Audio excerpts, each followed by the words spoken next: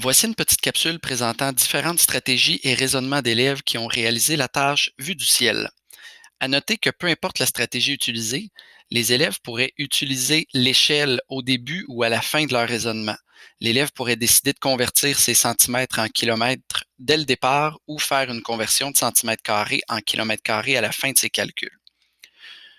Un élève pourrait d'abord s'imaginer un triangle ressemblant approximativement à la forme de l'île de Montréal, en faisant en sorte que les parties de l'île qui ne sont pas dans le triangle soient compensées par les endroits vides à l'intérieur du triangle. L'estimation de la surface peut être somme toute très intéressante. Une fois le triangle dessiné, l'élève peut calculer l'aire du triangle en traçant une hauteur. Un autre élève pourrait utiliser une acétate sur laquelle il y a un quadrillé.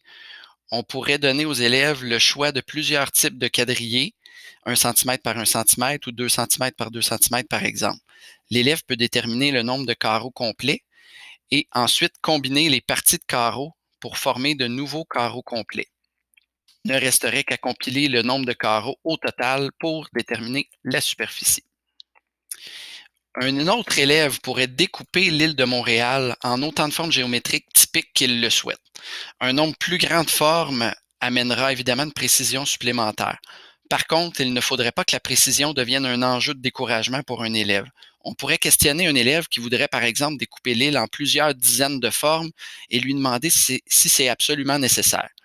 Une fois le découpage réalisé, il ne reste plus qu'à calculer l'aire de chacune des figures de façon indépendante et d'en faire la somme.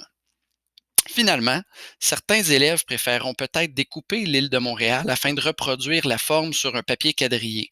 Une fois le contour tracé, la stratégie serait la même que pour notre élève qui aurait utilisé l'acétate. Trouver le nombre de carreaux pleins d'abord et combiner des parties de carreaux pour en former d'autres complets. Toute autre stratégie appropriée à la tâche mérite qu'on y accorde de l'importance pour valoriser les raisonnements de chacun de nos élèves, mais aussi pour nous donner accès à la façon dont nos élèves ont pu comprendre le problème ou les notions en jeu.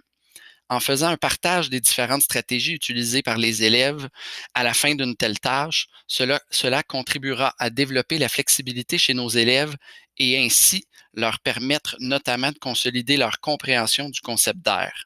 Il sera également intéressant de demander aux élèves de comparer leur estimation à la superficie réelle de l'île. Vous pourrez constater à ce moment à quel point vos élèves sont confortables avec le concept d'estimation.